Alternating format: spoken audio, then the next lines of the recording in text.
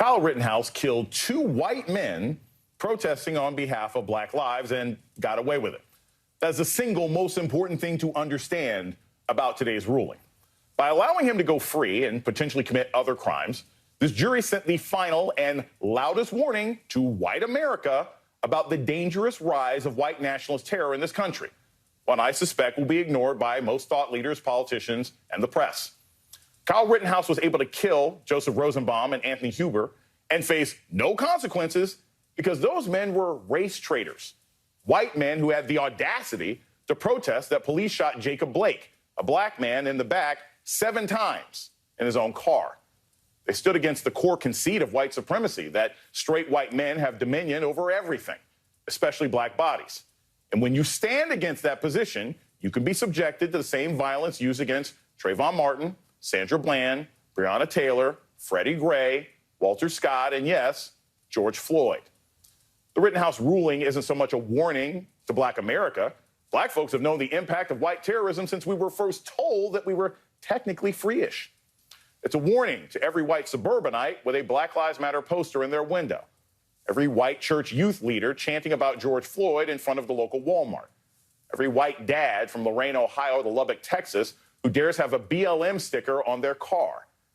Those people now know that they, too, can be shot by a white 17-year-old with an AR-15 if he feels threatened by their desire to see America live up to its potential.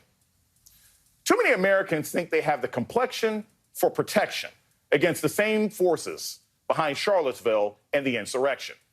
But Kyle Rittenhouse and Judge Schrader have just blown a hole in that belief.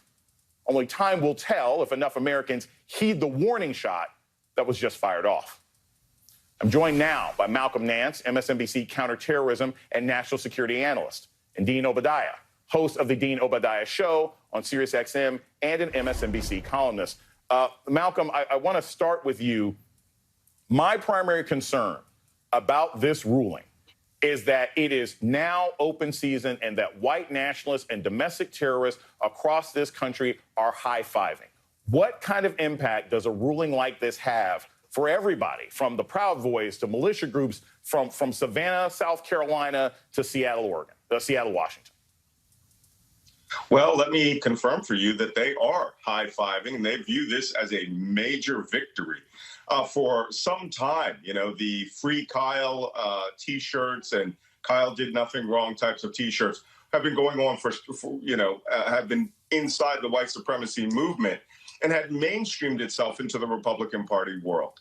And by doing that, what they've done is that they have steeped Kyle Rittenhouse in the tea of white supremacy iconography, whether he wanted to be there or not. But what he did by his very action of going to a protest across state lines, being within a group of armed men, performing what they call the Korean on the rooftop, right? Defending a position, whether it's a business or other, where they were not invited, and then getting into this fight where he killed 2 men and wounded a third.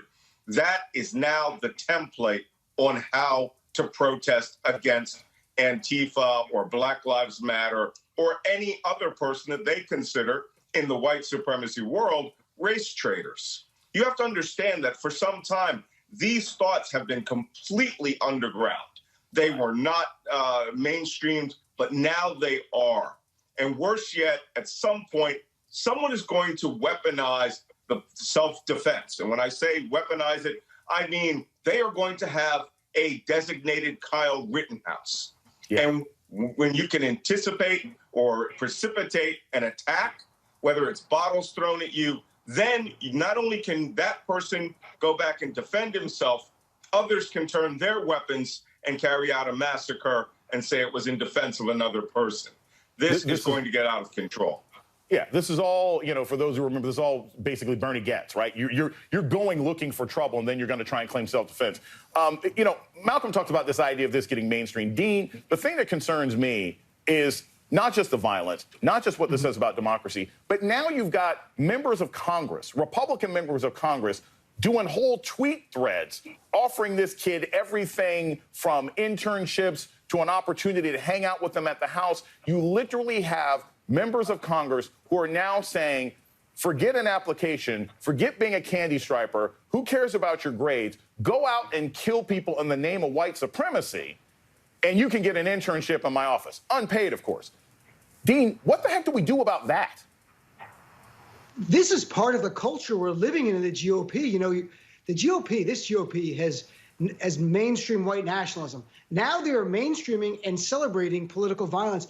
Look at Jason, just days ago, those same members of Congress were defending Paul Gosar, who was one of the members of Congress you showed, who put out a video, this fantasy snuff video, where he is literally murdering AOC, and over 200 Republicans voted to defend Paul Gosar.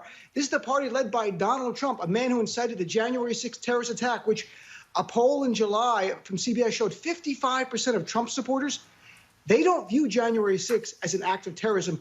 They view it as an act defending freedom. I would submit they probably view what Kyle Rittenhouse did as an act defending freedom as well. And I'll tell you, Jason, as a lawyer, our criminal justice system is predicated on two things: punish and deter. You punish someone for wrongdoing to deter them and others. This is the opposite. This emboldens. It tells people, hey, if there's a Black Lives Matter movement protest in the next state, get your AR, drive over. If you fear anyone, kill them. Go on the stand, repeat what Kyle did, cry on cue, and you walk. And everyone should be concerned. There's a gathering violent storm the GOP is seeding and nurturing. It's right in front of us. Red flags are going off. This is a scary time. Malcolm, real quick, we only have a couple seconds left. Reuters has just reported that the FBI is now saying that Islamic terror and white domestic terror are equal threats to the United States right now.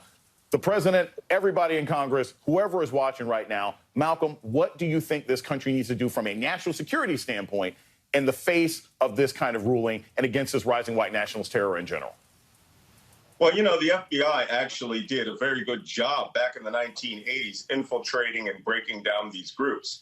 But, you know, it's even though we have this tendency to want to believe that this is law enforcement's job, there are things that can be done within the community. The Ku Klux Klan was completely bankrupted by a little old black lady from North Carolina. Lawsuits, bringing those people to court, taking away their resources, even though they're handing out millions of dollars to people like Kyle Rittenhouse. Civil suits are also another way of doing this. But you know what? What you can't do is cannot concede this ground to the people who are extremists. That'll be the greatest danger that we face if we do that. Thank you so much, Malcolm Nance and Dean Obadiah. Thank you so much for joining us this evening.